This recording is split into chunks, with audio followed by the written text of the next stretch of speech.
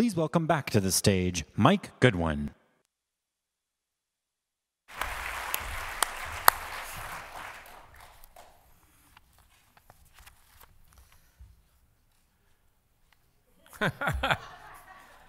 Jim, I'm really honored and personally touched to be here presenting you this award tonight. And I just want you to know that what we agreed 2 years ago, what happens in Cabo stays in Cabo, is true tonight. So I'll be going a more serious direction with my remarks tonight. But as I've said many times before, Jim and Kathy were some of the first people that Sheila and I met when we came out to visit Oregon State along with Dwayne and Barbara.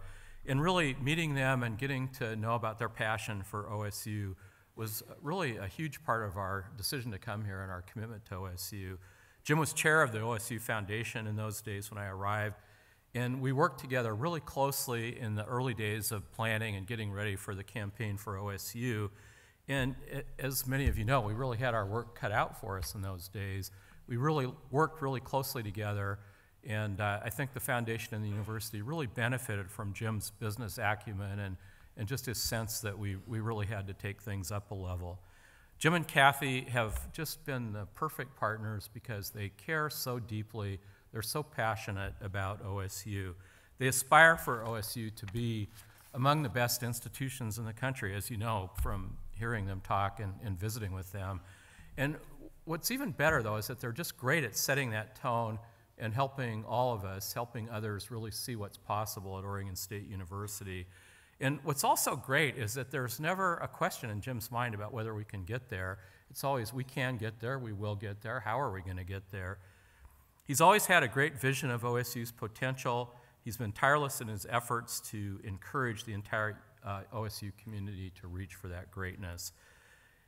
One of the things that I think Jim is really, we were just reminiscing about this a little bit earlier tonight, but really been great at is helping us all understand how important it is to really manage the details, because he has a deep appreciation of how much the fine points, I suspect Gary Anderson has a pretty deep appreciation of this too, but how much the fine points appreciate how you perform and the overall impression that you make in terms of an institution. Just one example, and I could give many, but years ago, probably 7 or 8 years ago, Jim came down to Corvallis on a Friday afternoon. He was going to be the MC at an event where others were going to be honored that night. So we have a good staff. They prepared some nice talking points for Jim. They were actually pretty darn good talking points, if I say so myself. So we gave them to Jim, and most of us would have taken those talking points, put them in our pocket, and brought them out to the podium, put our glasses on, and read the talking points that night, right? But Jim said, he looked at me, he said, I'd like to work on these just a little bit. Do you have an office I can use? So I gave him my office for a couple of hours and found something else to do. And Jim spent, I think, literally 2 hours in the office reworking the talking points. So they were exactly what needed to be said that night and exactly what Jim wanted to say. Because for Jim, it wasn't just a speech, he wasn't just the MC that night, but it was really a deep way for him to connect our vision with the message and to inspire other people to get on board. So his passion for getting things right, I think, is just, it's his legacy. It's really the hallmark of Jim Rudd. It's his gift to Oregon State. And you see it reflected in the work at Ferguson-Wellman, which, as the video, I think, pointed out, is frequently recognized as one of the top financial firms in the Northwest. But you see it also, and I think a real point of pride for Jim and Mark and the other Ferguson-Wellman people is how low your turnover rate is. It's virtually non-existent. And again, it's that attention to detail and that really caring about those things. Since Jim arrived here in 1976, I think, I was miscalculating your birthday, I think, so I apologize for that. As Senior Associate Athletic Director, he's never stopped encouraging OSU and fostering a higher level of excellence at our university. Jim, you've been an incredible role model. Kathy, too. It's just wonderful to be able to recognize you with the Lifetime Trustee Award. So thank you and congratulations.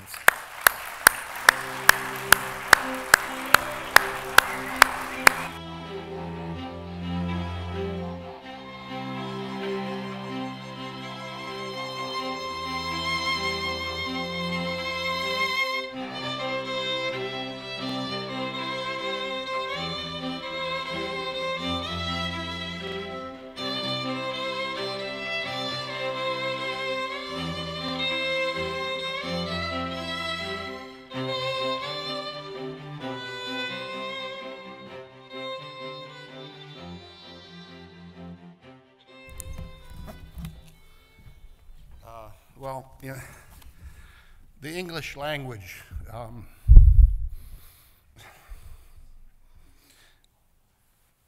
like Harold.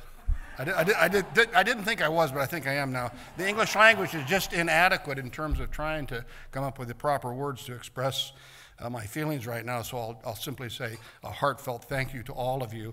We appreciate that. Congratulations to Bernie and Sue, and of course to Harold on their fine accomplishments as well. Mike, thank you so much for your kind words, and Ed for putting this beautiful medallion on me. First, I brought my wife Kathy up because from our first investment in Oregon State in August of 1977 up till now, it's been a dual investment. Not just me, it's been my wife Kathy as well. And while our firm, Ferguson Wallman, is very generous with encouraging all of us to get involved in the community and do a lot of work outside what we do during our day job, most of the Oregon State activity has really been on my personal time, which has been many times away from my family, and so that's another reason she deserves to be up here. But most importantly, we've been married for a long, long time, and she deserves to look at all of you instead of having to sit out there and just look at her husband. So I wanted to have Kathy up here as well. So let me first begin by thanking the co-author of my life, my lovely wife, Kathy. Kathy's an OSU alum. She graduated from the Betty Crocker School of Home Economics, which is now Tammy Bray's Health and Human Sciences department. And I would tell you, honey, every happy moment that I have spent in my life since we first met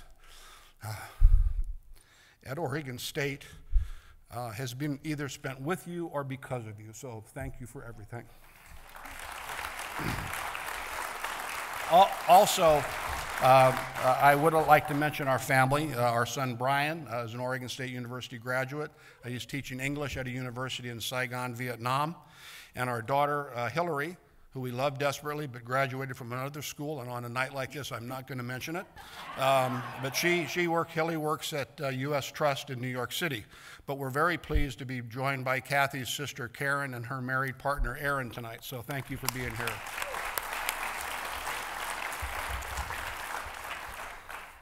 Well, this is indeed an honor for our entire family and for me personally. So I hope you'll give me just a few moments to reminisce about my association with Oregon State that goes back over 41 years. I came to OSU in June of 1974 as a 26-year-old assistant athletic director and became the first ever Beaver Club director, which is now our Beaver Nation, which is so capably run by Jim Patterson. I was hired by the athletic director, then the late Jim Barrett. Our president was the late Bob McVicker. Our football coach was the late DeAndros. Our basketball coach, the late Ralph Miller. Our SID was the late Johnny Eggers. Our wrestling coach, the late Dale Thomas. And my dearest friend on the staff at that time, the late Paul Valenti, was by then our tennis coach. Jim retired 2 years into my 8-year tenure at Oregon State, and so for the last 6 years, Paul and I were DeAndros' associate ADs. I must tell you, I miss every one of those people terribly. While I may have been born in Iowa, I definitely grew up in Corvallis, working for those wonderful men, and they shaped me into the person that I am today. I'd just like to mention two seminal moments that occurred at OSU that I'm most proud of, that stay with me forever.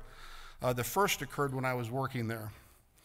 While we had a number of great wins and exciting times, this incident had nothing to do with winning or losing. Well, I guess it had something to do with losing. But it had everything to do with teaching me once again the lasting power of deep personal relationships and appreciating just how delicate our life really is. In 1980, I was downstairs in the training room one afternoon talking to Bill Robertson, who we affectionately called Ropeso. He was our Hall of Fame trainer and OSU's unofficial poet laureate. He would regale us with poems on the road, and no one ever recited Casey at the Bat better than Ropes. Anyway, he grabbed his chest and fell to the ground. We called 911, and the staff began to administer CPR. I left immediately to go to Mary's house, where Bill's wife was waiting, and they lived by the 26th Street supermarket, so it was just a 2-minute drive over there to let Mary know that the medics were taking Bill to Good Samaritan Hospital. Unfortunately, Bill didn't make it that day. I was with Mary in the waiting room and then drove her home after she spoke to the doctor. In many respects, Mary was much stronger than I was. For 24 years before that, my dad died in front of my mom and my sister and me, and it just conjured up terrible remembrances once again. Well, I waited by Mary's side until a number of friends and neighbors began to show up and the house began to fill. So then I quietly let myself out. A few days later, Mary reached out to me and let me know how important it was to her that I was the one that took her to the hospital and drove her home. A lot of life lessons there, in my opinion. I've never forgotten that day.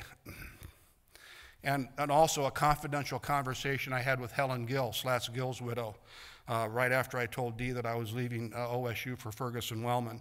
So those are two of my proudest moments of the 8 wonderful years that Kathy and I shared together on the staff at Oregon State. And just as a footnote, our dear Mary Robertson passed away in 2006. When we left Oregon State in December of 1982, we both very much wanted to remain involved in the school, particularly in the athletic department. And I was determined to be the kind of donor that I so appreciated working with when I was at OSU. People like Bert Babb and Roy Gassoyne, Kenny Porman, Dwayne McDougall. I was fortunate to be named to the Board of Trustees, and then I was part of the transition to the Board of Governors under Dr. Risser, and then back to the Board of Trustees under President Ray. Reflecting on the last 31 years since we've left Corvallis, the highlight without question has been our just completed campaign for OSU and working with all of you on that incredible common goal. My former partner, Norb Wellman, my current partner, Mark Kroll, and I were all foundation presidents at different points, and we're all very proud that we helped lay the groundwork for that groundbreaking, highly successful effort. I'm still impressed with the personal courage that President Ray demonstrated when shortly after being named OSU's 14th president in 2003, announced we were already in the silent phase of the first ever campaign.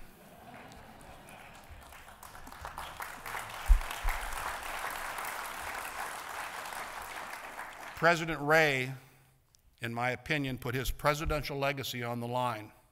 For no OSU president before him had conducted a campus-wide campaign. He led the effort to hire Mike Goodwin from Georgetown, and Mike brought in top experienced talent like Sean Scoville and Kevin Heaney. And Kevin, as you all know, is just leaving us shortly to go run the fundraising for Princeton, and we're going to miss you, Kevin. While Beaver Nation certainly responded, and the credit for the campaign will always be given to the donors, the vision and the courage was Ed's, and the execution of the campaigns was the foundation. Ed Ray and Mike Goodwin, in my opinion, made the difference for our campaign.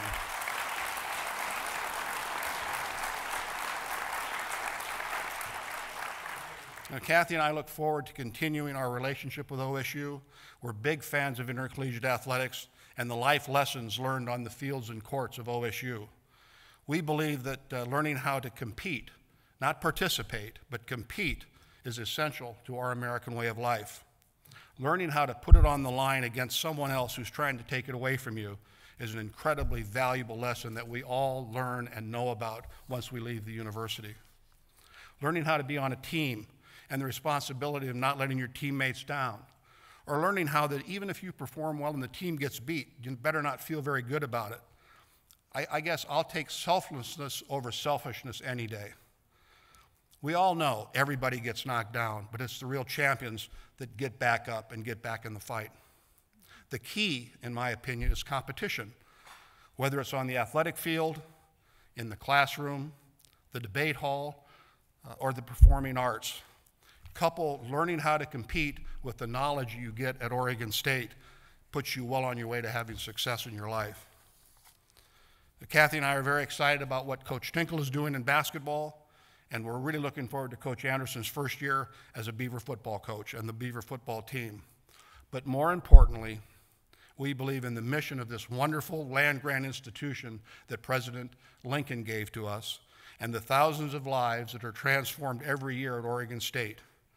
Thank you very much for your attention in this lovely honor, and I'm not sure what Go Beavs means, but I do know what Win Beavs means. Win Beavs.